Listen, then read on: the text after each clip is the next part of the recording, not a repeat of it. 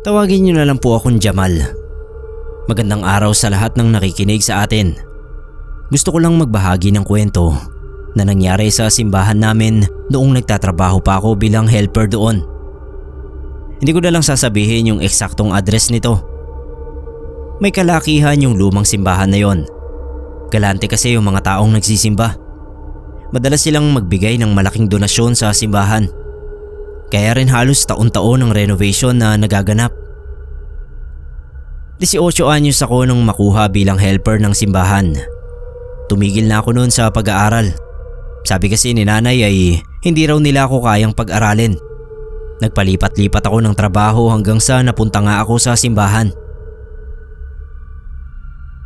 Mabait yung pari namin. Siya si Father Miguel. 6 na taon pa lang siya sa simbahan. Ito raw ang unang simbahan kung saan siya mismo ang head priest. Sikat siya sa lugar namin. Pogi raw kasi sabi nung ilang mga kababaihan sa amin. Sayang daw at naging pari. Nung dumating siya dito kasama niya si Ate Mirna. Helper din tulad ko. Halos magkaedad sila ni Father. Nakita ko yung mga lumang litrato ni Ate Mirna. Sir Neb, ang ganda niya nung kabataan niya. Para siyang beauty queen. Naisip ko nga kung mabibihisan lang si Ate Mirna at malalagyan ng makeup ang muka, alam ko maraming magkakagusto sa kanya. Naitanong ko nga kung bakit wala pa siyang asawa. Sabi niya gusto niya raw maglingkod sa Diyos habang buhay, tulad ni Father Miguel. May isa pa kaming kasamang helper dito, si Ate Suleng.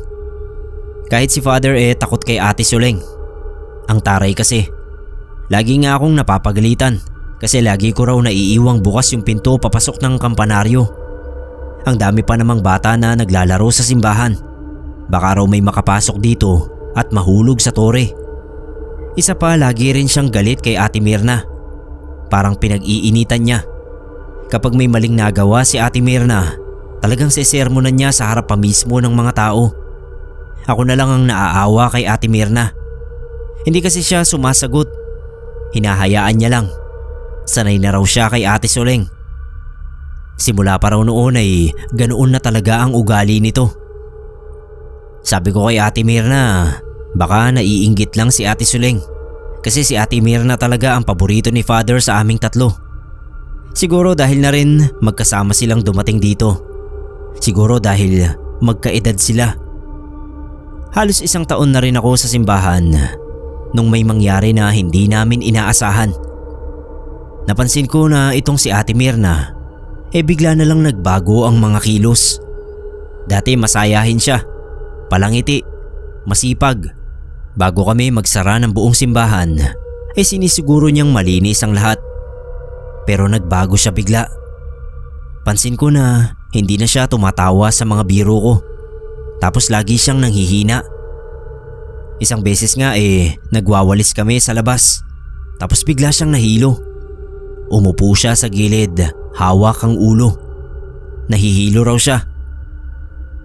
Naglabas siya ng katingko at nilagyan yung ulo niya para mabawasan yung sakit. Sabi ko ako na lang bahala na tumapos nung ginagawa namin. Pumasok na muna siya. Hula ko nung una ay baka may sakit si Ate Mirna na ayaw niyang sabihin sa amin. Kahit si Ate Suleng ay parang nag-alala kay ate. Nagkausap kami. At pansin niya rin daw na may sakit siguro si Ate Mirna. Nung sabihin namin ito kay Father Miguel, sabi niya wag na raw kaming mag-alala. Siya na raw ang bahala kay Ate Mirna. Isang hapon walang tao sa simbahan nun. Abala ako sa pagtatabas ng mga damo sa gilid ng simbahan. Nang tawagin ako ni Ate Suleng, puntahan ko raw si Ate Mirna doon sa bahay. Itanong ko raw kung saan nilagay ni Ate Mirna yung binili naming malalaking kandila. Hindi kasi lumalabas buong maghapon si Ate Mirna. Masama na naman siguro yung pakiramdam. Malapit lang naman yung bahay. Nasa likod lang ng simbahan. Doon kami lahat natutulog, pati si Father. Tagi-isang kwarto kami. Nung marating ko yung kwarto, kumatok ako. Tinawag yung pangalan ni Ate Mirna. Pero walang sumasagot. Natutulog siguro. Ayaw ko sanang gisingin, kaso siguradong ako yung mapapagalitan kung sakaling umalis lang ako nang hindi nalalaman kung nasaan yung mga kandila. Nilakasan ko yung boses ko at mga katok. Nung wala pa rin, sinubukan ko yung doorknob. Bukas yun. Tinulak ko yung pinto. Sir Neb, tumambad sa akin yung katawan ni Ate Myrna na nakahiga sa sahig. Dilat ang mata. Napakaraming sinukang dugo sa sahig. Sa pagkakataong yun, alam ko na patay na si Ate Myrna. Si Ate Soleng ang unang nakarinig ng mga sigaw ko. Nasa labas ako ng kwarto. Umiiyak. Hindi ko alam kung bakit. Sobrang bait sa akin ni Ate Myrna. Para ko na siyang totoong ate. Siya lagi yung nilalapitan ko kapag may problema ako. Magaling siyang magbigay ng payo. Tinanong ni Ate Soleng kung bakit ako umiiyak at sumisigaw. Tinuro ko yung kwarto. Nung pumasok siya, nakakabingi yung tili na narinig ko. Dumating na rin si Father Miguel. Hinihingal siya. Dinaanan niya ako na parabang alam niya na agad kung ano yung makikita niya sa loob. Niyakap niya si Ate Soleng at sabay silang umiyak doon. Sumigaw si Father. Tumawag daw ako ng ambulansya. Ginawa ko naman. Hindi ko tinignan yung katawan ni Ate Myrna habang nilalagay sa ambulansya kasi ayokong maalala siya sa ganoong kalagayan. Sumama si Father sa ambulansya. Naiwan kami ni Ate Soleng. Umiiyak kami pareho habang inaayos yung kwarto ni Ate Myrna. Hindi kami makatulog pareho. Hating gabi na nang dumating si Father. Halata sa mukha niya na hindi maganda ang balitang dala niya. Pero tinanong pa rin namin. Wala na raw si Ate Myrna. Namatay sa hindi matukoy na dahilan. Hula ng mga doktor, nagpakamatay daw ito. Uminom ng lason at nagsuka ng dugo bago namatay. Nung dalhin pabalik sa simbahan yung katawan ni Ate Myrna, nasa kabaong na ito. Wala nang lamay. Diretso na agad sa misa para sa patay. Nagulat nga ako kasi maraming taong dumalo. Mabait talaga si Ate Myrna. Marami rin siyang naging kaibigan sa lugar na yon. Yun ang simula ng pagbabago sa buong simbahan. Lahat kami naapektuhan sa pagkawala ni Ate Myrna. Si Father mas lumagi siya sa kwarto niya. Lumalabas lang kapag may misa o kapag may kailangan siyang gawin. Dati sumasabay siya sa amin sa hapunan. Pero matapos mawala si Ate Myrna, sa kwarto na siya kumakain. Si Ate Soleng, nabawasan yung pagiging magagalitin. Mas malumanay na yung mga utos niya sa akin. Pati yung mismong simbahan ay nagbago. Naging mas tahimik ang paligid. Kapag naglilinis ako ng simbahan kapag gabi, bigla na lang tumatayo yung mga balahibo ko nang walang dahilan. Minsan mapapalingon ako kasi parang may gumagalaw sa likod kahit wala naman. 3 buwan na ang lumipas nun nung sabihin sa akin ni Ate Soleng na may nagmumulto raw sa simbahan. Kahit sa umaga, may mga nagsisimba na napapansin din ng nilalang na gumagala sa simbahan. Nagwawalis ako sa labas nang may 2 teenager na lumapit sa akin. Sabi nila nagdarasal daw sila sa loob nung may dumaang babae sa harapan nila. Mahaba raw ang buhok at medyo mataba. Wala raw mukha yung babae. Tapos nung makalampas sa kanila yung multo, bigla itong naglaho na parang usok sa hangin. Sabi ko baka guni-guni lang nila yung nakikita nila. Imposibleng magkaroon ng multo sa simbahan kasi tahanan ito ng Diyos. Mahilig maglakad-lakad sa gabi si Ate Soleng. Hindi raw kasi siya nakakatulog ng maaga dahil may insomnia siya. Pampaantok raw niya yung paglalakad. May isang beses daw na nasa gilid siya ng simbahan nung marinig niya yung mga yapak sa loob. Mahina lang daw yung tunog.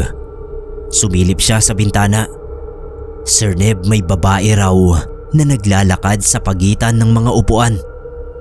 Noong una hindi niya raw alam kung bakit may babae doon sa loob. Pero nang tumagos daw ito sa upuan, tsaka niya lang naisip, na multo ito. Tumakbo daw siya pabalik sa kwarto. Nanginginig sa takot. Dati ay wala namang multo sa simbahan. Tahimik lagi ang gabi. Mapayapa. Pero dahil sa multong yun ay nagbago ang lahat. Isang beses ay tinanong ko si Ate Suleng, hindi kaya si Ate Mirna ang babaeng nagmumulto? Hindi siya nakasagot. Hindi ko alam na ako pala ang makakasagot sa tanong ko. Gabi na yon, abala ako sa pakikipag-text sa cellphone. Uso pa nun yung mga di-keypad na cellphone. Mga textmate. Yun lang kasi ang tanging libangan ko sa simbahan kapag naboboring ako. Madalas ay umaabot ng hating gabi ang pakikipag-text ko kung kani-kanino. Minsan naman tumatawag pa yung iba. Tapos mag-uusap kami hanggang sa antukin kami pareho. Marami rin akong naging jowa dahil sa cellphone kong yon. Alas 11 na ng gabi. Halos lobat na rin yung cellphone ko. Kaya nagpaalam na ako sa mga kausap ko. Nagdasal muna ako tapos nahiga na. Nakatingin ako sa kisame. Hindi ko alam kung bakit pero nung gabing yun ay sobrang lamig ng paligid. Hindi normal na lamig. Kumuha ako ng mas mahabang pajama sa cabinet kasi ang lamig talaga. Pabalik na ako sa kama nung marinig ko yung naglalakad na kung sino sa labas. Sabi ko sa sarili ko, baka si Ate Suleng lang. Pero Sir Neb, hindi. Kasi pansin ko na yung naglalakad sa labas ay hindi lumalayo. Para bang pabalik-balik lang siya sa harap ng pinto ng kwarto ko. Hinintay ko na buksan ng kung sino mang nasa labas yung pinto. Pero hindi nangyari. Nakita ko na lang na may mga daliring lumitaw sa pinto. Tapos mga paa. Hanggang sa yung buong katawan na ang nandoon. Tumagos siya sa pinto. Nung lumitaw ang ulo niya ay muntik na akong sumigaw. Si Ate Mirna. Hindi ako pwedeng magkamali. Suot niya yung damit niya na ginamit nung libing niya. Pati yung sapatos. Ang putla ng mukha niya. Tinitigan lang niya ako ng matagal. Sa puntong yon ay halos himatayin na ako sa sobrang takot. Yun ang unang beses na nakakita ako ng multo. Pero hindi ako umalis. Kasi alam ko na may gusto siyang sabihin sa akin. Hindi niya lang magawa kasi wala nga siyang boses. Ilang minuto pa ang lumipas. Tumalikod siya at naglakad palabas ng kwarto. Naiwan ako na nanginginig at hindi alam ang gagawin. Hindi ako nakatulog nung gabing yon. Kinaumagahan, pinuntahan ko si Father Miguel sa kwarto niya. Pinapasok niya ako. Nakita ko na may alak siya sa mesa, sa tabi ng kama. Agad niya itong tinago pero nakita ko na. Nung harapin ako ni Father, muntik ko na siyang hindi makilala. Puyat na puyat yung mga mata niya. Yung suot niyang damit, alam kong ilang araw niya nang hindi pinapalitan. Amoy ko yung mabaho niyang hininga. Hindi maayos si Father. Nung isang araw lang hindi siya nakapagmisa. Masama raw ang pakiramdam niya. Yun ang unang beses na hindi siya dumalo sa misa. Pinatabi niya ako sa kama at tinanong kung ano raw ang pakay ko. Sabi ko may nangyari sa akin. Dinalaw ako ng multo ni Ate Mirna sa kwarto. Hindi ako pwedeng magkamali. Si Ate Mirna nga yun. Sinabi ko na parang may gustong sabihin sa akin si Ate Mirna pero hindi niya lang masabi. Nagulat ako nung biglang sumigaw si Father. Noon ko lang nakita na galit ang itsura niya. Imposible raw ang sinasabi ko kasi patay na si Ate Mirna at ang mga patay ay hindi na raw pwedeng bumalik pa. Lumabas na yung mga ugat niya sa ulo. Hindi ko inaasahan yung ganoong reaksyon. Pinalabas ako ni Father tapos nilak niya yung pinto ng kwarto. Buong araw siyang hindi lumabas doon. Nag-alala kaming lahat. Kinuwento ko kay Ate Suleng yung nangyari. Sabi niya hindi niya rin daw alam kung bakit nagkakaganoon si Father.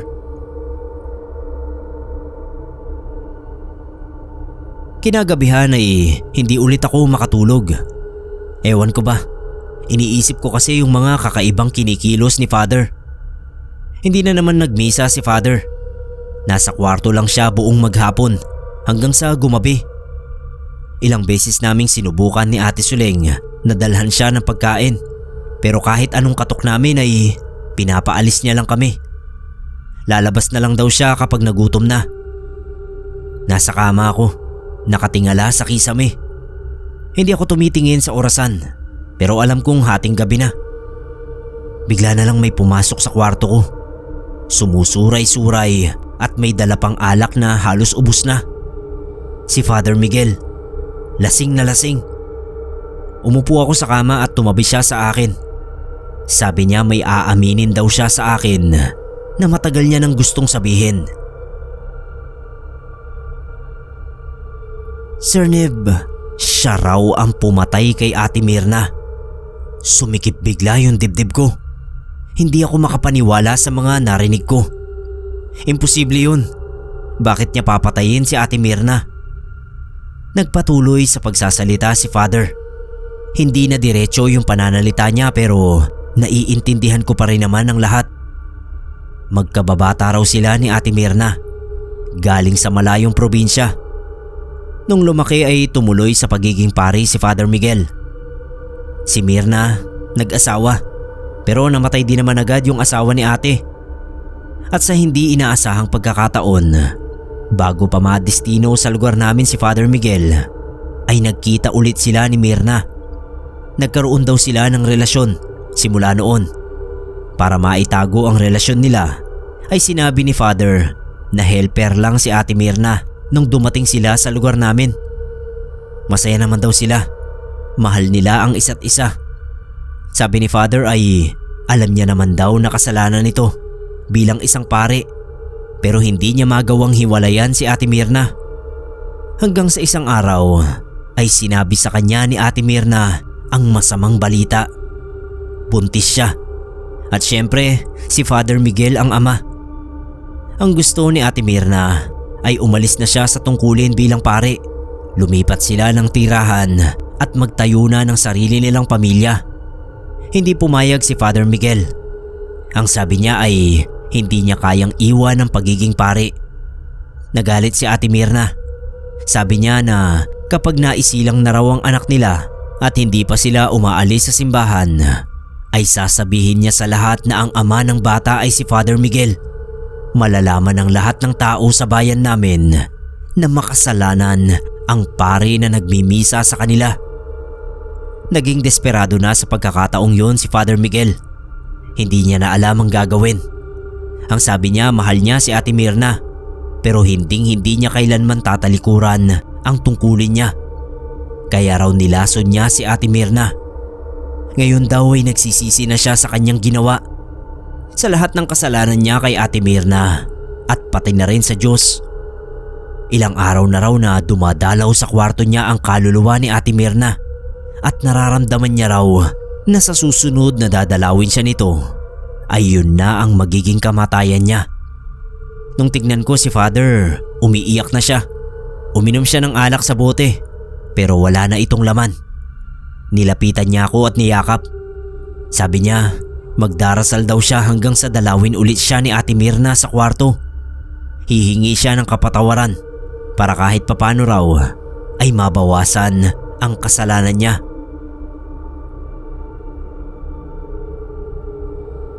Naghintay ako sa sarili kong kwarto. Kahit ako ay kinakabahan sa kung anong mangyayari. Makalipas ang isang oras na paghihintay, ay narinig ko ulit yung mga yapak sa labas. Lumabas ako. Nakita ko na naglalakad yung kaluluwa ni Ate Myrna. Hindi siya nagmamadali. Para bang alam niya na hindi tatakas ang taong gusto niyang dalawin. Sinundan ko yung kaluluwa. Tumigil ito sa harap ng pinto ng kwarto ni Father. Tumagos siya sa pinto at naglaho. Hindi ko alam ang gagawin ko. Siyempre alam ko na ang mangyayari kung bakit pumasok sa kwartong yun ang kaluluwa ni Ate Myrna. Papatayin niya si Father. Narinig ko yung boses ni Father. Umiiyak siya na parang bata. Humihingi ng tawad. Napalitan yung boses niya ng mga sigaw ng isang sinasakal na tao. Nagpupumiglas si Father. Alam ko yun. May nahulog na kung anong babasagin sa sahig. Malamang ay baso yon na naglalaman ng alak. Hindi na ako nakatiis. Lumapit ako sa pinto at pinihit ko yung doorknob. Nakalak yun tulad ng inaasahan ko. Bumalik ako. Naisip ko na si Ate Suleng lang ang may kopya ng susi sa kwarto ni Father. Tumakbo ako sa kwarto niya. Marahas na kumatok sa pinto. Alam ko na tulog si Ate Suleng. Sa ikalimang hampas ko sa pinto, narinig ko yung boses niya. Sumisigaw. Galit na naman kasi pinakaayaw niya talaga yung magising sa kalagitnaan ng tulog. Pero wala na akong pakialam. Pagbukas ng pinto, sinabi ko agad ang pakay ko. Susi sa kwarto ni Father. Sabi ko may nangyari. Nakita niyang seryoso ako, kaya agad niyang binuksan yung cabinet sa paanan ng kama niya at binigay sa akin yung susi. Tumakbo ako pabalik. Nakabuntot sa akin si Ate Suleng. Tinatanong niya kung anong nangyari pero hindi ako sumasagot. Nung marating yung pinto, binuksan ko agad yung doorknob. Nanginginig pa yung kamay ko. Pagbukas ng pinto ay sabay kaming pumasok ni Ate Suleng. Ang daming kalat sa sahig. Pagtingin namin sa kama ay nakita namin na nakahandusay si Father. Agad ko siyang nilapitan. Nung mapansin ko na humihinga pa siya, agad ko siyang binuhat at dinala namin sa ospital. Doon ay na-revive naman si Father. Sabi sobrang kalasingan lang daw. Kinaumagahan ay nakalabas din siya ng ospital.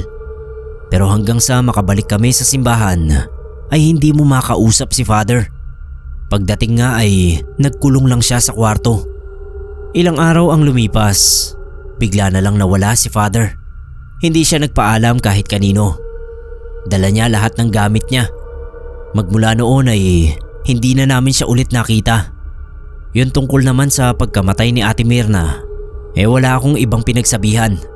Maliban lang kay Ate Suleng. Pareho kaming nagkasundo na ilihim na lang ang nangyari. Mahabang panahon din na binabagabag ako ng konsensya ko tungkol sa mga nangyari. Kaya nga nag-decide ako na ibahagi ang kwentong ito. Kahit papano ay mabawasan man lang ang pang-uusig sa dibdib ko.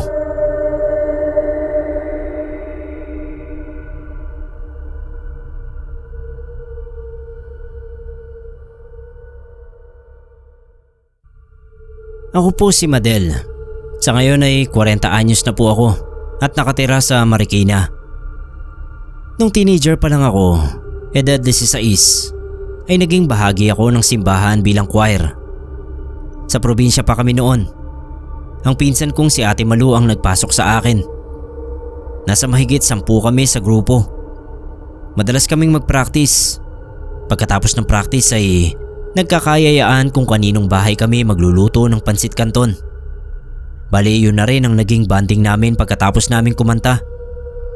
Masaya yung maging choir. Isang gabi bigla na lang nabulabog yung lugar namin nung balitang may namataan daw na aswang na pagala-gala sa lumang parke. Hindi ko alam kung totoo yun, pero syempre alam nyo naman sa probinsya, mapapaniwalain talaga sa mga ganyan, kaya ang daming natakot. Yung mga tindahan sa amin mas maaga nagsasara kaysa dati. Tapos yung mga bata, bago magdilim, pinapauwi na ng mga nanay at tatay nila. Ewan ko ba, wala pa naman nabibiktima nun at wala pa silang ebidensya na totoo ngang aswang ang nakitang gumagala sa lumang parke. Pero aligaga sila.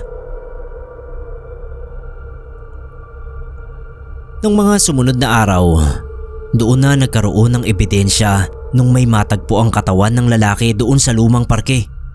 Malapit lang sa simbahan na kinakantahan ko. Sabi wala na raw laman loob. Hindi ko naman nakita. Basta naririnig ko lang na pinag-uusapan ng mga matatanda doon sa amin. Kilabot na kilabot nga sila habang pinag-uusapan yun sa harap ng tindahan ng inang ko. Yung inang ko po ay ang lola ko. Nakasanayan ko lang siya na tawaging inang dahil siya na yung tumayong ina sa akin mula nang mamatay ang tunay kong nanay. Yung tatay ko naman laging subsub sa trabaho sa bukid, kaya madalas magkasakit. narinig ko rin sa usapan ng mga matatanda na sinisisi nila si Gringo. Bumalik na naman daw kasi sa baryo namin. Dito na naman daw mamemerwisyo matapos makapamerwisyo sa kabilang baryo. Ayon pa sa pag-uusap nila, si Gringo ay kilalang mula sa lahi ng mga aswang. Matagal na mula nang mapadpad sa lugar namin. Tapos umalis at ngayon ay bumalik na naman. Hindi ko pa kilala noon yung Gringo na binabanggit nila. Kaya nung naghahaponan na kami nila inang at tatay, ay natanong ko sila kung totoo bang aswang yung Gringo. Sabi ni tatay, bintang lang yun ng mga taga-baryo dahil sa itsura ni Gringo at pagiging misteryoso. Pero hindi pa naman daw nakita sa akto na nambibiktima ng tao. Singit naman ni inang, hindi nga raw nakitang nambibiktima ng tao, pero mga hayop ay maraming beses na. Tulad daw nung kinain ni Gringo ng buhay yung mga alagang manok ni Mang Julian, tapos yung kambing ni Mang Bitoy na iniwan lang saglit sa labas ng bahay dahil may kinuha sa loob. Pagbalik, gutay-gutay na agad ang katawan ng kambing. Tapos nakita si Gringo na nananakbo palayo. Marami pang kwento si inang. Si tatay naman napapailing na lang. Nung ang mga kagrupo ko naman sa choir ang tinanong ko, ay kilala rin pala nila si Gringo kasi naikwento na sa kanila dati pa ng mga nanay nila. Kaya pala nang mapabalita ulit na may pagala-galang aswang ay naniwala agad sila kasi alam nila na nagbalik na naman sa baryo si Gringo. Sabi ko bakit hindi dakpin o sibatin ng mga nagro-ronda kung naniniwala talaga silang aswang nga yung tao. Ang sabi ng pianista naming si Kuya EJ, masyado raw kasing madulas si Gringo. Mabilis, maliksi at palipat-lipat ng tirahan. Basta mahirap daw hagilapin. Isa pa, takot din ang mga tao sa kanya. Maski yung mga nagro-ronda, kulang sila sa tapang at lakas ng loob para hulihin si Gringo. Kakaiba raw kasi talaga ang lakas. Dahil sa mga narinig ko tungkol kay Gringo, ay na-curious ako doon sa itsura niya. Kung ano ba ang tunay na itsura ng isang aswang. Kasi sa TV at comics, doon ko lang nakikita. Pero bilin sa akin ni inang na kapag nakita ko si Gringo ay iwasan ko raw at tumakbo na agad ako. Nagpatuloy ang usap-usapan sa baryo tungkol kay Gringo. Isang beses, nagpa-practice kami sa simbahan nung may matanaw akong lalaking nakatayo sa labas. Nung una hindi ko pinansin kasi inisip ko na baka napadaan lang at napatayo sa harap ng simbahan para magdasal saglit. 'Di ba gano'n naman yung iba? Lalo na kapag walang misa at napatapat sa simbahan. Saglit na humihinto para manalangin. Pero ilang minuto na ang nakakalipas ay nandoon pa rin yung lalaki. Mukha naman siyang ordinaryong tao. Maliban sa marumi siyang tignan. Kasi siguro hindi nasusuklay yung buhok niya. Tsaka yung damit niya hindi ganun kalinis. Parang hindi siya naligo ng 3 araw. Hindi ko alam kung bakit parang may kakaiba sa kanya. Parang kinikilabutan ako sa pagkakatingin ko sa kanya. Nawala ako sa focus sa pagkanta kaya kinalabit ako ni Ate Malu. Sino raw ba yung tinitignan ko? Tuturo ko pa lang sana. Kaso nakita na pala niya. Para siyang nataranta. Pinagkakalabit niya yung mga kagrupo namin. Sabay sabing si Gringo. Yung mga kagrupo namin lahat sila natakot. Nagpulasan. Nagkanya-kanya ng tago. May nagtago sa likod ng mga upuan, sa altar at sa hagdan paakyat ng kampanaryo. Ako napayuko na lang din sa likod ng upuan ko.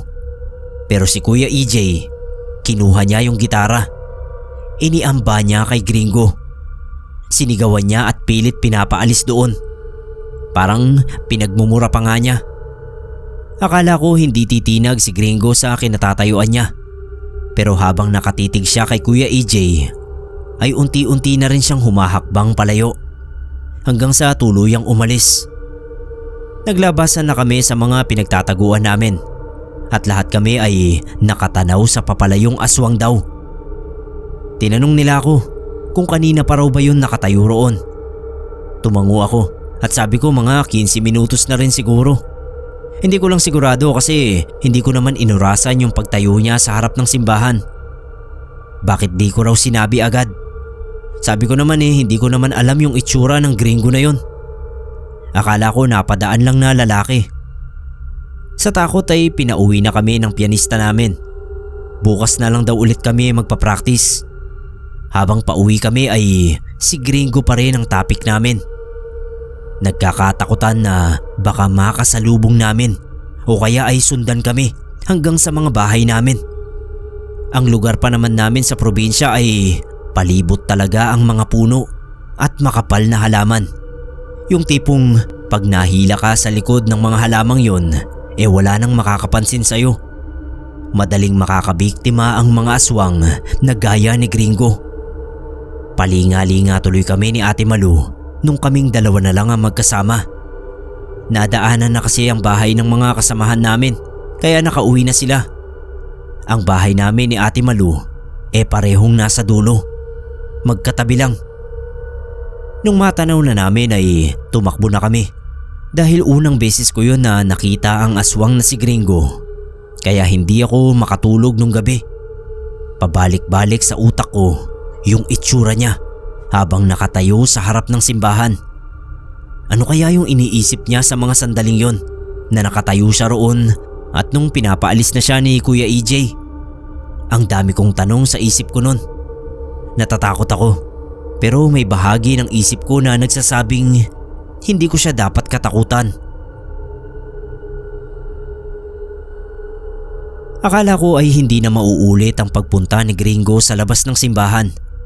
Pero nung mga sumunod na hapon ay naulit na naman. Tuwing hapon kasi kami nagpa-practice.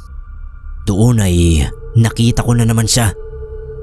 Nakita rin siya ng mga kasama ko. Pero sa pagkakataon na yon ay hindi na kami nagsipagtago. Kasi naisip ni Kuya EJ na mukhang hindi naman niya kayang pumasok ng simbahan. Kasi kung kaya niya di sana inatake na niya kami. Pero pala isipan sa amin kung bakit siya laging nagpupunta ng simbahan at tumatayo sa harapan. Nakatingin lang siya sa loob, parang tinatanaw yung altar. Kinausap kami ni Kuya EJ, kaming mga babae. Tinanong kami isa-isa kung may buntis ba sa amin. Umamin na raw kami.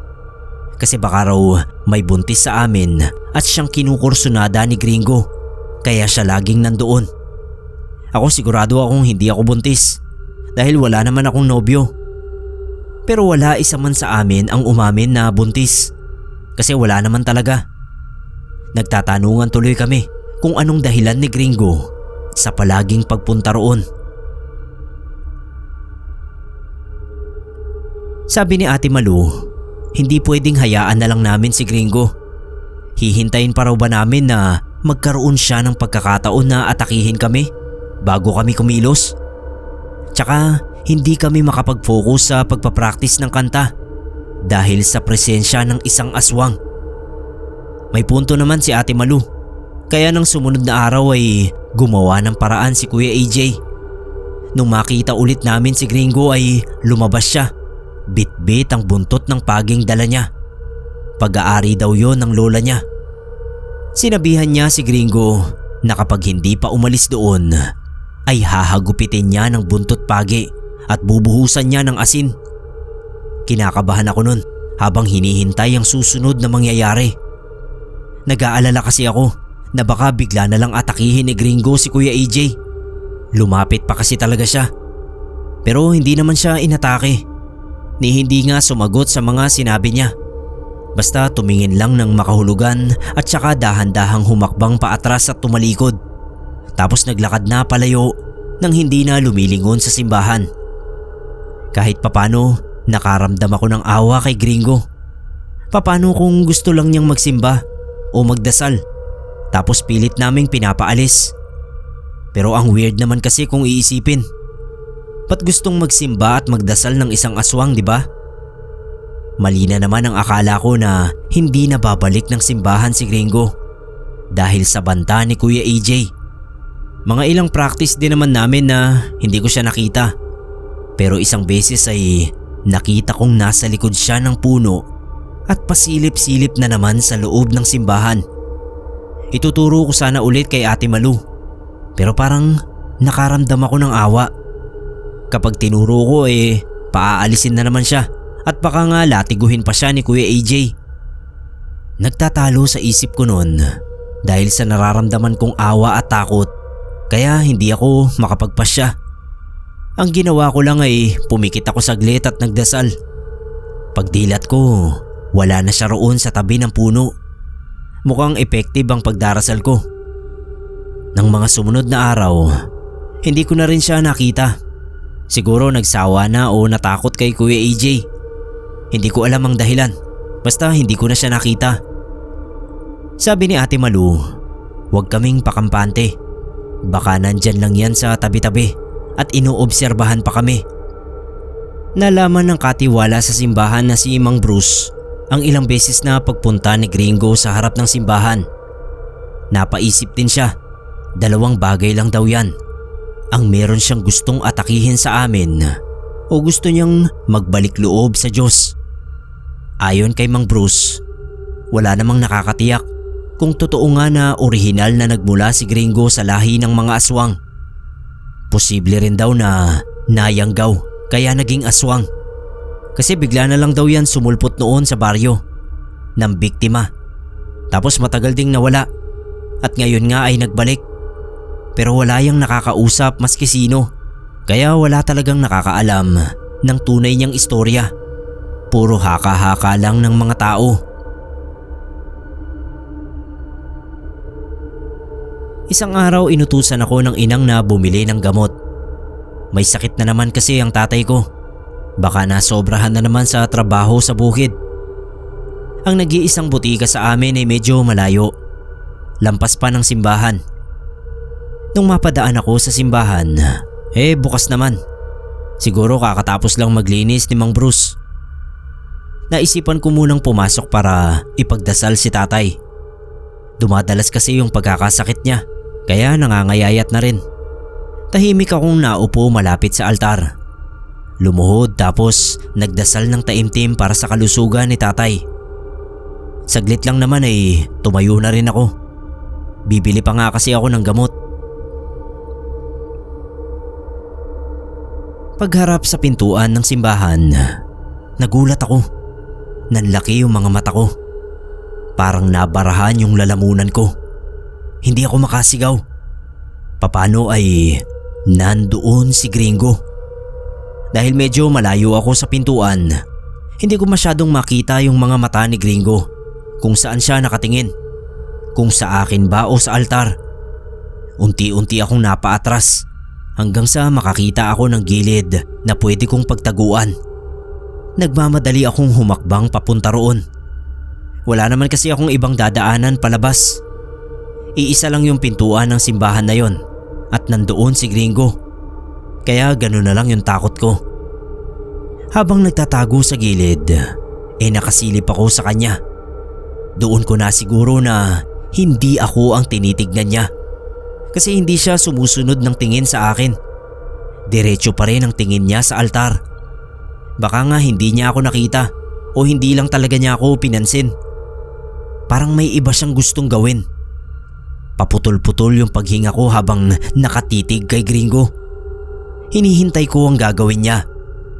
Nakita kong yumuko siya at tinignan ang sariling mga paa. Tapos unti-unti niya yung inihakbang papasok sa loob ng simbahan. Mabagal na mabagal. Para bang may hinihintay siyang mangyari. Baka tinitesting niya kung makakapasok ba siya ng simbahan. Wala namang nangyari. Nakatuntong nga siya sa loob. Tumingin ulit siya diretso sa altar at saka biglang lumuhod. Hindi ko alam kung anong mararamdaman ko ng mga sandaling yon. Nagtataka ako kung bakit siya lumuhod. Dahan-dahan niyang hinakbang yung mga tuhod niya. Naglakad siya ng paluhod habang nakatitig pa rin sa altar. Kinikilabutan ako sa nakikita ko. Isang aswang na naglalakad ng paluhod sa simbahan, papalapit sa altar. Napaisip tuloy ako kung aswang ba talaga si Gringo O baka naman napagkamalan lang siya dahil sa mga gawin niyang tulad sa isang aswang, gaya ng pagkain ng hilaw na karne. Baka naman hindi talaga siya ang nambiktima ng mga taong nilapa raw ng aswang. Kung ano-ano ang umaandar sa isip ko noon habang nasasaksihan ko yung ginagawa ni Gringo. Natakpan ko yung bibig ko dahil muntik na akong mapasigaw nung makita kong parang may lumalabas na usok sa katawan niya. Ano yun? Tanong ko sa sarili ko. Yung pakiramdam ko noon, naiinitan na nanlalamig sa takot. Tapos si Gringo, parang unti-unti siyang nanghihina. Mabagal na nga yung paglalakad niya ng paluhod ay lalo pang bumagal. Yung tipong halos hindi na niya maihakbang ang tuhod niya. Para na siyang matutumba. Hanggang sa tuluyan na ngang bumigay ang tuhod niya. Napadapa na siya. Hindi ko alam ang gagawin ko. Kung lalapitan ko ba siya para tulungan o ano.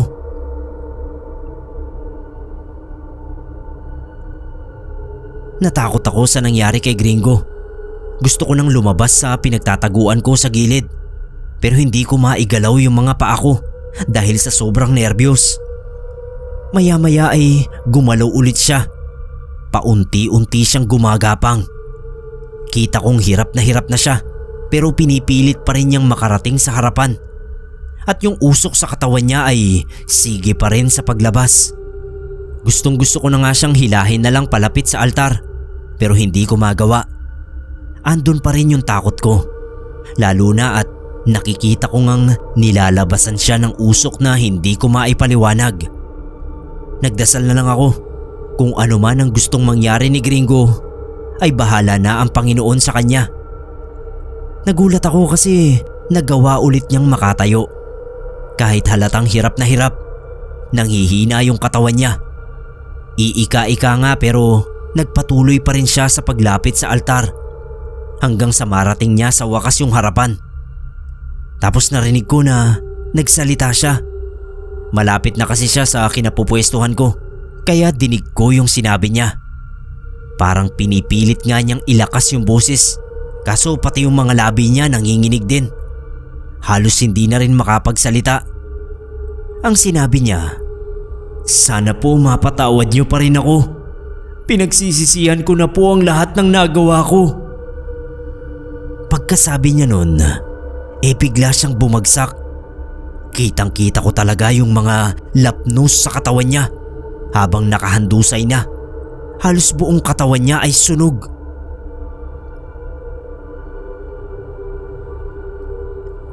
Dali-dali na akong lumabas sa pinagtataguan ko. Sa gilid ng mga upuan ako dumaan. Naglakad ako hanggang sa makalabas na ako ng simbahan. Naghanap ako ng tao na mapagsasabihan tungkol sa nangyari kay Gringo sa loob. Tiyempo namang bumangga ako kay Mang Bruce na bumili lang pala ng pagkain. Pabalik na ulit ng simbahan para isara sana yon. Pautal-utal ko ngang sinabi ang tungkol kay Gringo. Tapos nagmamadali na kaming bumalik ng simbahan.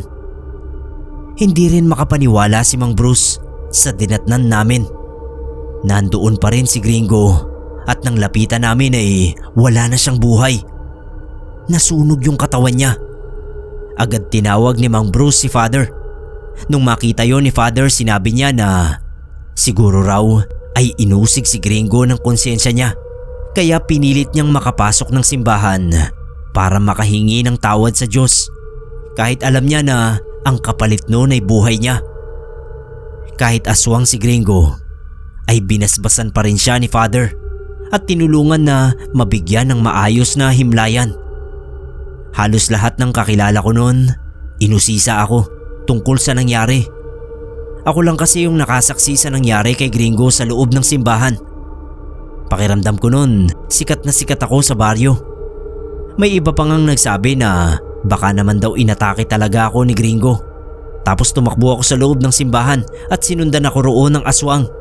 Pero hindi nga siya umubra sa loob at nasunog.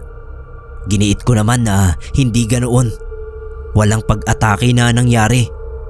Kusang loob talaga ni Gringo ang ginawa niyang pagpasok sa simbahan at paghingi ng tawad sa Diyos.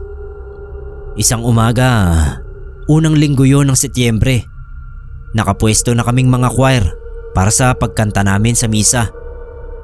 Nagulat ako kasi nakita ko na naman si Gringo. Pero syempre hindi na bilang aswang, kundi isang kaluluwa, isang multo. Nakita ko siyang nakatayo sa likod ng hanay ng mga taong nagsisimba. Parang nagsisimba rin siya. Nakalimutan kong sabihin sa inyo na meron din akong third eye. May mga pagkakataon na nakakakita talaga ako ng mga nilalang na hindi nakikita ng mga taong hindi nakabukas ang ikatlong mata. Wala na akong naramdamang takot nang makita ko si Gringo. Kasi sa tingin ko ay napakapayapa na ng itsura niya. Hindi na tulad ng dati nang mukha siyang balisa, takot at wala sa sarili. Siguro napatawad na siya ng Diyos, kaya tinanggap na ang kaluluwa niya sa loob ng simbahan. Hindi ko na sinabi sa mga kagrupo ko ang nakita ko. Tinuon ko na lang ang atensyon ko sa pagkanta, kahit pa hindi ko maiwasan na mapasulyap pa rin sa kinatatayuan ng multo ni Gringo. Hanggang ngayon po na wala na ako sa probinsya, tuwing papasok ako sa kahit na saang simbahan ay hindi maaaring hindi ko maalala ang aswang na si Gringo. Matagal nang nangyari pero parang kahapon ko lang nasaksihan kung paano nag-usok ang katawan niya habang papalapit sa altar, kung paano siya namatay doon at sa huli ay tinanggap pa rin siya ng Diyos.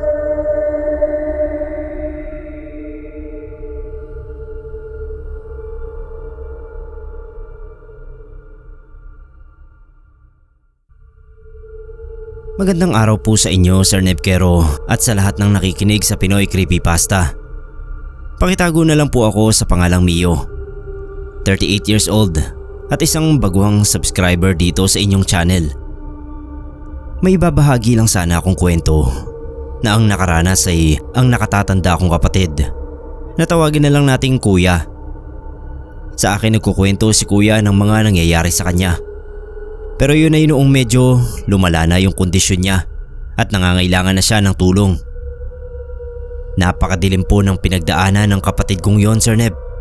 Pero sa napakahabang panahon ay tiniis niya yon at sinarili. Siguro kung nahalata lang namin yung mga senyales, baka hindi umabot sa sukdula ng kondisyon ng kuya ko. Grade 2 si Kuya nung magsimula siyang maging sakristan sa church namin. Sa Catholic school kami nag-aaral ng mga kapatid ko at lahat kami ay aktibo sa mga gawain sa simbahan. Yung panganay naming kapatid na babae, miyembro siya ng choir sa simbahan. Sumunod si Kuya na sakristan nga at ako naman na Kids for Christ dahil sa ako ang pinakabata. Kids for Christ din noon si Kuya at dapat ay magiging sakristan din ako, nakagaya niya. Pero ayaw niyang pumayag. Ang dami niyang dahilan noon. Kesyo nakakahiya na raw kina Father dahil parang pinakyaw na namin yung role sa simbahan. Pero ang nakapagpaayaw talaga sa akin na maging sakristan ay yung mga senior altar server. Ang dadamot daw ng mga yun, sabi ni Kuya. Mga schoolmate din namin sila pero mga higher grades. Mas malalaki sila sa amin at gusto nila lagi sila ang magsiserve. Dumarating pa nga raw sa punto na kinukulong ng mga senior sa lagayan ng mga panlinis yung mga mas bata sa kanila para hindi makapag-serve. Natakot ako sa kanila kaya hindi na lang din ako nagsakristan. Third year high school na si Kuya nang tumigil siya sa pagiging sakristan. Nasa Youth for Christ na kaming tatlo nun. Pero noon namin napansin na parang may kakaiba sa kanya. Una naming nakita na medyo weirdo na nangyayari kay Kuya noong nag-retreat kami. Siya yung pinaka-grabe ang iyak noong naglakbay diwa kami. Nakakuyom pa yung mga kamao niya at habang umiiyak siya ay mahahalata mo yung galit niya. Sabi nung isa naming brother na siyang nagli-lead sa amin ay nakapikit man kaming lahat habang umiiyak noon ay iba raw talaga yung aura ni Kuya. Pinaiwan nga siya after ng lakbay diwa para daw ipagdasal. Pero noong pinagdarasal si Kuya, blanco raw yung ekspresyon ng mukha niya. Parang hindi na siya willing tanggapin si Christ sa buhay niya kapag tinatanong siya nila brother. Pagkatapos ng retreat na yon ay naging tamad na sa paglilingkod sa simbahan si kuya. Uma-attend na lang siya ng Sunday Mass, pero yung mga activity ay hindi na niya pinapansin. Hinahanap nga siya sa amin nila father noon, kaya lagi namin siyang pinagtatakpan ni ate. Hanggang sa sabi na lang nila father, baka dala na ng kabataan ni kuya at kinikilala pa niya ang kanyang sarili, kaya siya napapalayo sa simbahan. Magkasama kami ni kuya sa kwarto. Nag-uusap naman kami, nagkukwentuhan. Pero isang gabi nga ay bigla na lang siyang natahimik habang nagkukwentuhan kami tungkol sa isa naming kakilala. Sir Neb, biglang sinabi ni kuya na may ikukwento siya sa akin, pero mangako raw ako na wala akong ibang pagsasabihan. Ang una kong naisip noon ay baka may girlfriend na si kuya. May kaba akong naramdaman pero hindi ko pinahalata. Sabi ko na lang ay pangako na itatago ko yung sikreto niya. Tumabi sa kama ko si kuya at halos pabulong lang niyang pinagtapat ang dahilan kung bakit ayaw niya talaga akong papasukin sa pagsasakristan. Inamin niya na wala naman siyang pakialam sa pambubuli noong mga senior. Alam daw niya na kayang-kaya ko ang mga yon. Ang kinatutol daw niya sa pagsasakristan ko ay yung isang katekista na itago niyo na lang sa pangalang Brother June. Sir Neb, minumolestya raw ni Brother June si kuya. Magmula raw noong grade 2 pa lang siya ay may ginagawa na itong kahalayan kay kuya. Hindi lang siya nakakapagsumbong dahil binabantaan siya ni Brother June na kukunin ako at dadalhin sa malayong lugar. Natakot daw siya na kapag nagsakristan din ako ay ako naman ang galawin ni Brother June. Si Brother June kasi, Sir Neb, ay parating nakikita ni kuya sa simbahan, lalo na tuwing linggo. Bilang katikista nga siya, ay siya yung nagsiseminar sa mga magulang at ninong at ninang kapag may binyagan. Ayon kay kuya, nangyayari yung pamomolestya sa kanya ni Brother June pagkatapos ng seminar.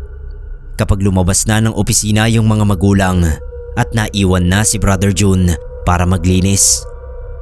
Tinatawag daw siya nito at hindi siya pwedeng tumanggi dahil sa mga pananakot sa kanya. Mabilis lang daw, wala pang 3 minuto ay tapos na si Brother June. Sa sobrang bilis ay walang maniniwala kapag nagsumbong si kuya. Nasubukan na raw kasi ni kuya na magsumbong sa isang lektor, pero nginitian lang daw siya noon at sinabing masama ang nagsisinungaling. First time daw na nangyari ang pangmomolestya kay kuya noong nagsumbong siya sa isang lektor. Ang ginawa raw ni Brother June ay kinorner siya sa Blessed Sacrament Chapel.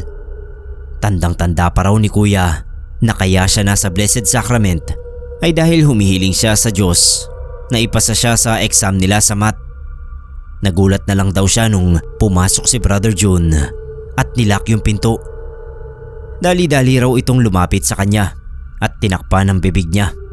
Nanlilisik daw yung mga mata nito. Binantaan agad siya na kapag nanlaban ay si ate ang babalingan. Naisagawa ni Brother June ang kahayupan kay kuya dahil maliit na bata pa siya nun. Saglit lang yung pang-aabuso nito kay kuya, pero hindi kaagad siya nakalabas ng chapel dahil sa labis na sakit. Binantaan ulit siya ni Brother June na kapag nagsumbong ay kukunin nga ako at itatago. Umiiyak raw si kuya noon at nung magkaroon siya ng lakas para lumabas ay yung lektor nga ang nakita niya. Nagsumbong siya rito pero ayun nga, nginitian lang siya. Hindi naniwala sa kanya yung lektor kahit iika-ika siyang lumabas ng chapel. Nung pauwi na raw si kuya ay si Brother June pa ang naghatid sa kanya. Pinasakay siya sa tricycle nito. Dahil nga medyo dahan-dahan daw yung paglalakad niya, madali siyang naakay nito pasakay sa tricycle. Doon ay binantaan uli siya nito at pinakitaan ng baril. Kaya natakot siya ng husto at nanahimik. Ilang taong tiniis ni kuya yung mga pang-aabuso ni Brother June. Kahit high school na siya ay minumolestya pa rin siya nito doon pa mismo sa simbahan. Minsan daw gusto niya ulit magsumbong pero takot na takot siya. May kakaibang takot na raw siya na nararamdaman kay Brother June kaya naging sunod-sunuran siya. Makailang beses daw siyang nagkaroon ng pagkakataon na magsumbong kay Father pero parang laging natutunugan ni Brother June kaya hindi natutuloy. Hanggang sa noong 3rd year high school na nga si kuya ay umalis na ng bayan namin si Brother June. Napetisyon na siya ng anak niya papuntang US. Noong may padespedida ang simbahan kay Brother June ay kinausap daw siya nito. Akala raw ni kuya ay aabusuhin siya nito sa huling pagkakataon pero nagulat daw siya nung humingi ito ng tawad. Mangiyak-ngiyak daw si Brother June na nagpaliwanag sa kanya na parang dinidemonyo raw ito lagi kapag nakikita siya.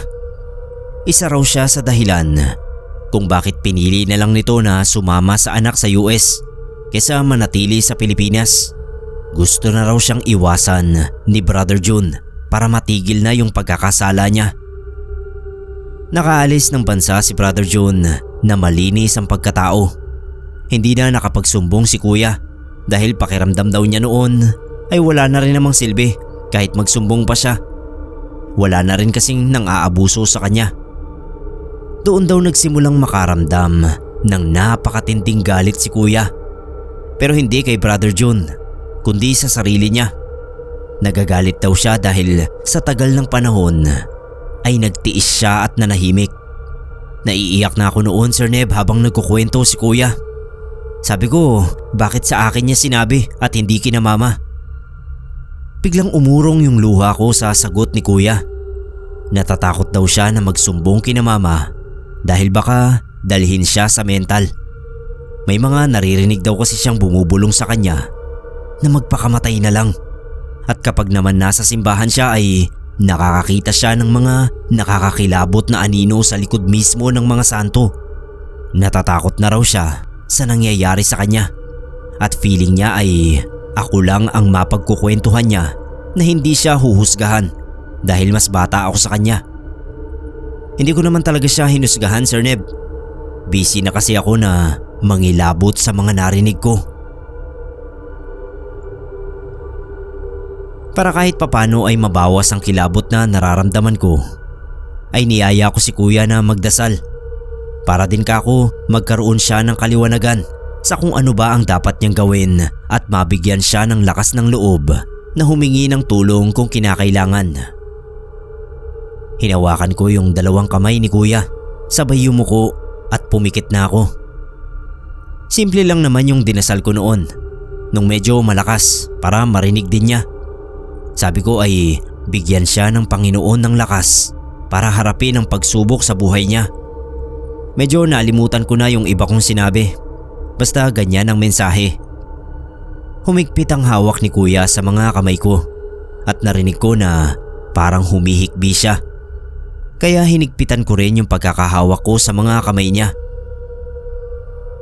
Maya-maya ay mas humigpit ang pagkakahawak ni kuya sa kamay ko na parang pinipiga na yon. Yung mga hikbi niya ay medyo iba na yung tunog sa pandinig ko kaya dumilat na ako at tumingin sa kanya. Kakaiba yung ekspresyon sa mukha ni kuya, Sir Neb. Hindi pala siya humihikbi, kundi impit na tumatawa habang nakatingin sa akin. Parang inaasar pa niya ako. Tinaas niya yung mga kamay namin at parang sinasayaw-sayaw ako habang nakaupo. Tapos bulong siya ng bulong, paulit-ulit habang natatawa. Dasal daw, dasal daw, dasal daw. Tapos tumawa siya ng tumawa, yung may kasamang pagsirit ng laway. Nawirduhan ako kay kuya, pero mas lamang yung panlalamig ng batok at mga braso ko. Feeling ko hindi si kuya ang may hawak ng kamay ko nung mga sandaling yon.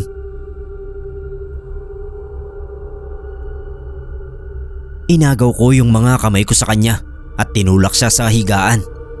Natumba naman siya pero tawa pa rin ang tawa ng mahina. Nung gabing yon, Hindi ko na alam kung anong oras natulog si kuya. Tawa pa rin siya ng tawa. Tinakpan ko na yung ulo ko ng unan para hindi ko siya marinig. Pero nagulat na lang ako nung parang daganan niya yung unan sa mukha ko. Nawalan ako ng hangin ng ilang segundo. Kinurot ko lang ng madiin si kuya. Matik na lumayo siya pero parang hindi naman nasaktan. Dahil nung bumangon ako at tumingin sa kanya, nakangiti pa rin siya at tinuturo-turo pa ako habang bumubulong. Iniwan ko siya sa kwarto namin at sa sala ako nakatulog. Nakakatakot si kuya nung gabing yon, Sir Neb. Hindi ko alam kung anong trip niya noon. Pero dahil sa mga kalukuhan niya, ay naisip kong baka hindi totoo yung mga kinuwento niya sa akin tungkol kay Brother June. Baka pakana niya lang yun para pasakayin ako at mapagtripan niya ng husto. Inis na inis ako sa kanya noon. Naisip ko na baka kaya kinukutsa niya ako habang nagdarasal dahil tawang-tawa siya sa kaseryosohan ko sa mga kalukuhan niya. At ayun nga, hindi ko na alam kung anong oras nakatulog si kuya dahil hindi na ako pumasok sa kwarto namin para i-check siya. Hindi ko na rin naman siya namalayan na lumabas kung chinek niya ba ako. Umaga na nang magising ako at maghanda para pumasok sa school. Pagkakita ko kay kuya nung umagang yon, ay seryosong seryoso yung mukha niya. Akala mo talaga maamong tupa. Pero dahil hindi pa nawawala sa isipan ko yung ginawa niya nung nagdaang gabi, naiinis ako sa kanya. Nakaugalian na namin na magsimba muna bago pumasok sa school. Malapit lang kasi sa school ang simbahan. Nung high school pa si ate ay nagsisimba rin siya. Pero dahil college na siya sa Maynila ng mga panahon na yon, ay kami na lang ni kuya ang nagsisimba. Pinapanood ko siya habang papasok kami sa simbahan at doon ko nabigyang pansin yung kakaibang gawin ni kuya kapag sumasawsaw kami sa holy water para magantanda. Hindi siya tumitingin sa mga santo. Noon ko lang din na-realize na matagal-tagal na rin na ganoon ang gawin ni kuya.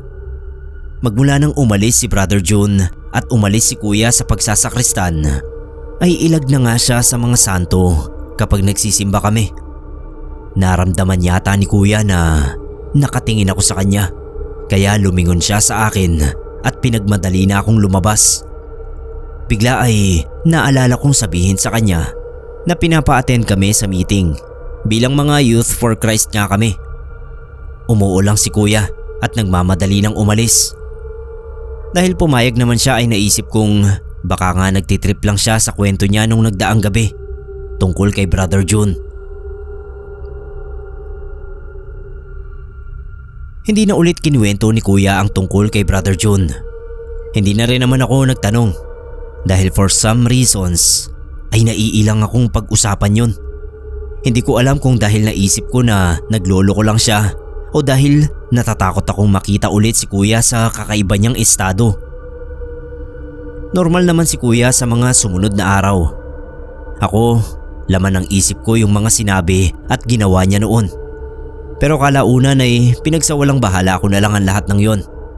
Kasi nga maayos naman siya. Pero ayun nga, hindi na siya aktibo sa simbahan. Uma-attend na lang siya ng misa every Sunday at bumibisita tuwing umaga kapag papasok kami. Pero kahit yun ay unti-unti na ring tinigil ni kuya. Hindi na siya sumasabay sa akin sa pagpasok. Minsan ay nauuna siya at minsan naman ay nahuhuli. Isang araw na papauwi na ako ay naabutan ko si kuya na nakatayo sa labas ng simbahan. As in nakatayo lang at nakatingin. Tinabihan ko siya at tinanong kung anong tinitignan niya. Pero tsaka naman siya naglakad palayo. Sinabayan ko na lang siya at tinanong kung hindi ba kami magta-tricycle. Wag na raw, may gusto raw siya kasing sabihin sa akin. Doon ako tinanong ni kuya kung naaalala ko pa raw ba yung kinuwento niya noon tungkol kay Brother June. Inunahan na ako bigla ni kuya. Sabi niya ay hindi raw siya nagtitrip lang noon. Totooan niya ang sinabi niya noong gabing yon. Sabi ko naman ay naniniwala naman ako sa kanya. Kahit ang totoo nga ay iniisip kong niloloko lang niya ako. Ngumiti lang si Kuya, Sir Neb. At ang sabi niya ay alam niyang iniisip ko na pangtitrip lang ang ginawa niya sa akin. Tanggi ako ng tanggi kasi ayokong ma-offend siya. Pero maya-maya ay sumeryoso siya. Sabi niya ay may nagbubulong sa kanya na hindi ako naniniwala sa kanya. Napahinto ako sa paglalakad at nakaramdam na naman ng takot. Sabi bigla ni Kuya ay natatakot na siyang magsimba. Noong umpisa raw kasi ay nababaliwala pa niya yung mga bumubulong sa kanya at mga paminsan-minsan na nagpapakita sa loob ng simbahan. Pero kalaunan daw ay parang mas tumitindi na yon. Kagaya na nga lamang nung nagsabi sa kanya na hindi ako naniniwala sa mga kinuwento niya. Ang sabi ni Kuya ay may kumukot siya sa kanya. Kinikilabutan nga ako kasi sinabi pa ni Kuya sa paraan kung paano raw sinabi sa kanya ng boses yung tungkol sa hindi ko paniniwala.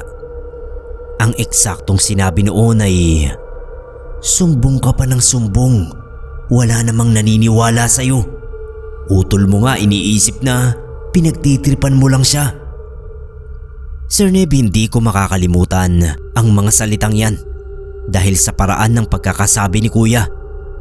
Hindi malalim o malaki ang boses niya pero tunog malisyoso naman ang pagkakabigkas.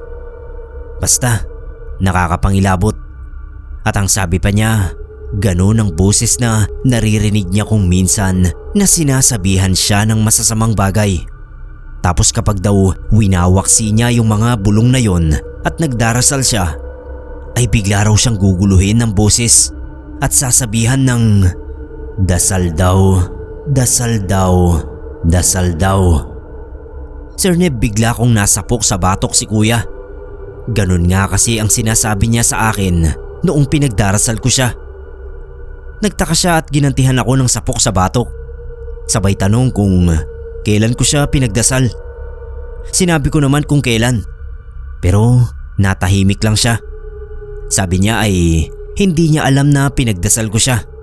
Dahil lang naaalala niya ay nakatulog na siya pagkatapos niyang magkwento sa akin.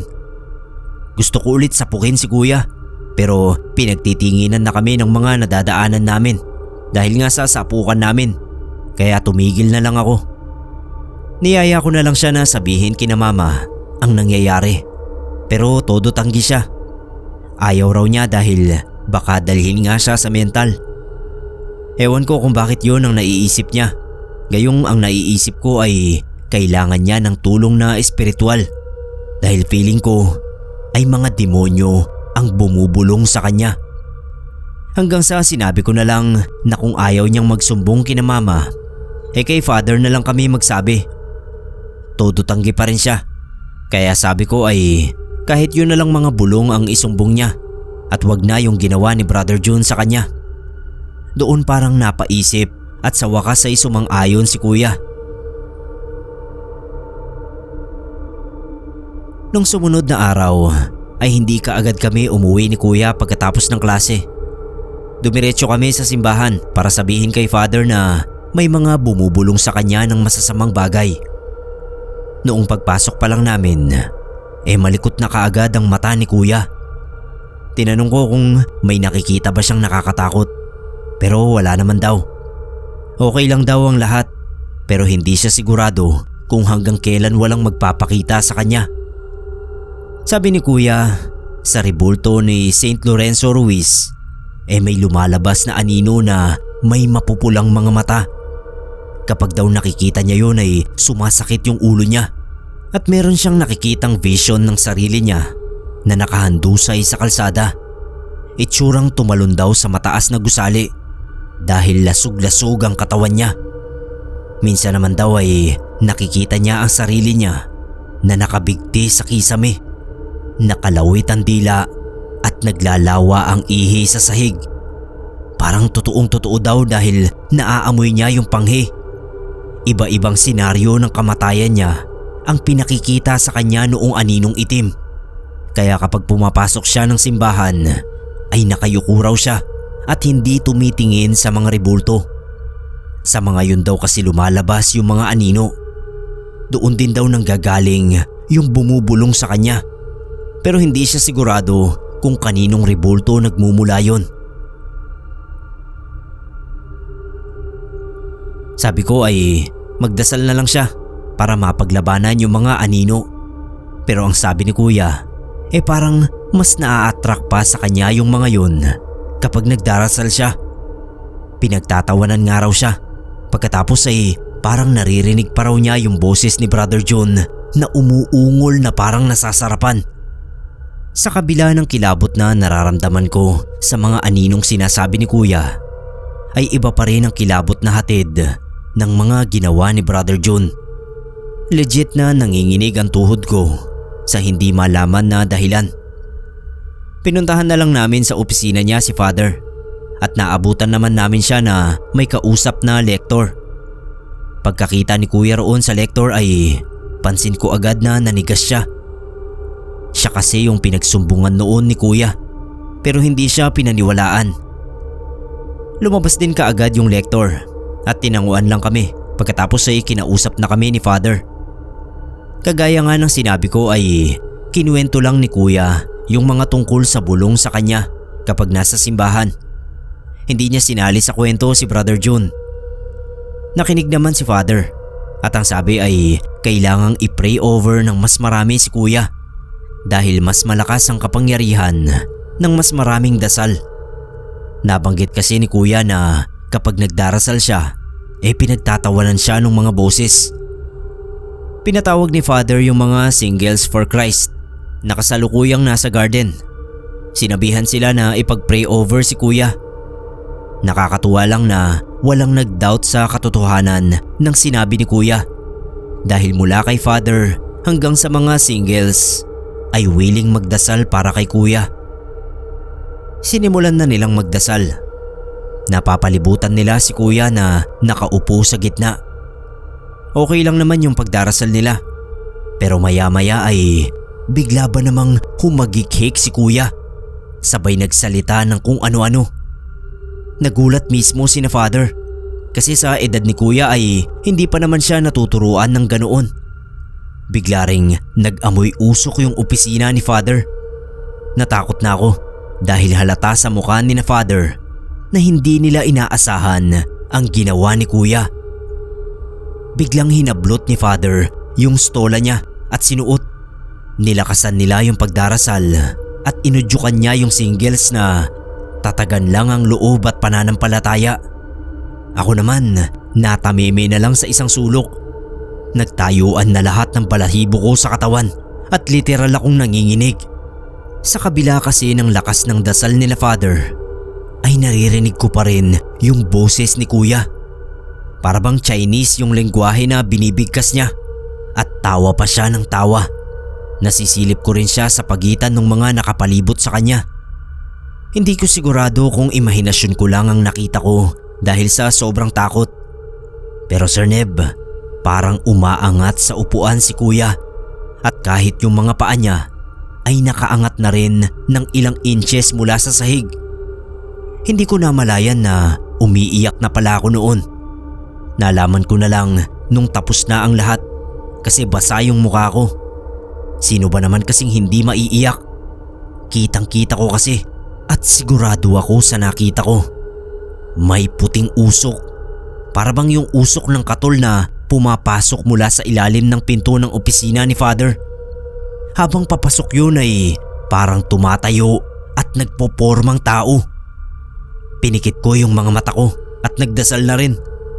Bigla akong may narinig na bulong sa tenga ko na parang nang aasar na boses. Dasal daw, dasal daw, dasal daw. Yung kilabot ko noon, parang pinatigil ang tibok ng puso ko. Hindi ko maipaliwanag yung takot na naramdaman ko noon. Para akong nawalan ng lakas magpatuloy sa pagdarasal. Hindi ako makapaniwala na nangyayari sa akin yung kinukwento ni kuya. Yung takot ko sa kwento niya ay walang binatbat sa takot ko nung nararanasan ko na yung eksaktong senaryo. Takang-taka ako papanong nagkaroon ng masamang espiritu sa simbahan? Naninigas na ako roon sa isang tabi habang naghahalo-halo na sa pandinig ko yung nang-aasar na espiritu at yung dasal ni na Father. Tapos biglang nangibabaw yung sigaw ni Kuya. Meron siyang sinabihan at ang mga salitang lumabas sa bibig ni Kuya ay tigilan mo ang kapatid ko. Napatingin ako kay Kuya at nakalupaypay na siya sa upuan habang nagdarasal pa rin si na Father. Biglang nawala yung bumubulong sa akin at isa-isa na ring huminto yung singles sa pagpipray over kay Kuya na halos naligo na sa pawis. Basang-basa yung uniform niya pero maayos na raw ang pakiramdam niya. May nakita raw siyang anino na nakatabi sa akin at parang kinukonsum ako noon kaya tinatagan niya yung sarili para mapalayas ito. Sabi ni Father, dapat daw ay tatagan din ni Kuya ang sarili para mapaalis ang mga demonyong gumagambala sa kanya. Pagkatapos noon ay kinausap ni Father sina Mama at Papa para ipaalam ang nangyayari kay Kuya. Nagulat pa sila kasi wala silang kamalay-malay sa pinagdaanan ni Kuya. Tapos biglang umiyak si Kuya at pinagtapat ang buong karanasan niya sa simbahan sa mga kamay ni Brother June. Pare-parehong nagulat sina Father at ang mga magulang namin. Siyempre, sinong hindi magugulat? Kilalang maayos na tao si Brother June. Natuwang-tuwa pa kapag magsiseminar sa mga magulang ng binibinyag ang baby. Natutuwa raw ito dahil dumarami ang mga Kristiyano. Pero sa opinyon ko, natutuwa siya dahil may pagkakataon siyang molestyahin si Kuya. Yung lektor na unang pinagsumbungan ni Kuya ay nadamay rin sa pagtatapat ni Kuya. Nasisi pa ito dahil hindi pinansin ang sumbong ni Kuya. Sorry siya ng sorry at sa sobrang guilt ay umalis sa pagsisilbi sa simbahan dahil hindi raw siya matatahimik hanggat nakikita niya si Kuya. Ang huling balita namin sa lektor na yon ay nabulag na dahil sa komplikasyon sa sakit na diabetes. Parang direktang kaparusahan na rin yun sa kanya dahil sa pagbubulag-bulagan niya sa sitwasyon ni Kuya. Si Brother June naman na balak sanang sampahan ng kaso ni na Mama ay nauna na palang makulong sa US. Ilang buwan pa lang pagkarating niya roon. At ang kaso, may minolest siyang bata. May 2 bata sa playground na malapit sa kanila. Ang ginawan nito ng kahalayan. Talagang nasa katauhan na niya ang pagiging manyakis. Bumalik yung sigla ni Kuya at tiwala sa simbahan. Sumali siya sa choir at sa Singles for Christ noong nasa tamang gulang na siya. Nawala yung anino na nakikita ni Kuya sa likod ng mga rebulto ng santo. Pero hindi ang mga bulong na naririnig niya kapag nasa loob ng simbahan. Kinukutya pa rin siya ng boses na bumubulong sa kanya at inuudyukan na magpakamatay kahit nagdarasal na siya. Kalaunan ay tinanggap na rin ni Kuya na baka hindi na nga lang espiritual na tulong ang kailangan niya. Kumonsulta na siya sa psychologist dahil sa hinihinalang auditory hallucinations. Sa tulong ng support group ni Kuya na Singles for Christ at sa panggagamot na rin ay unti-unti na raw nawawala yung mga bulong. Sabi ng iba naming kakilala ay baka depressed lang talaga si Kuya kaya kung ano-ano ang nararanasan niya kapag nasa loob ng simbahan. Lalo pa nga at doon naganap ang pinakamadilim na bahagi ng buhay niya dahil kay Brother June. Sir Neb, madaling sabihin para sa kanila dahil hindi naman sila yung nakakita kay Kuya habang nakalutang ng ilang inches sa sahig at hindi rin nila personal na narinig yung mga bulong ng masamang espiritu. Nagpapasalamat na lang kami ngayon na nalampasan ni Kuya ang matinding pagsubok na yon nang hindi bumibitaw sa paniniwala sa ating Panginoon. Pagkus ay mas pinatatag pa noon ang pananampalataya, hindi lang niya kundi ng aming buong pamilya. Sa ngayon ay nagle-lector na si Kuya sa simbahan namin. Si Father naman ay matagal nang retirado pero bumibisita pa rin siya paminsan-minsan.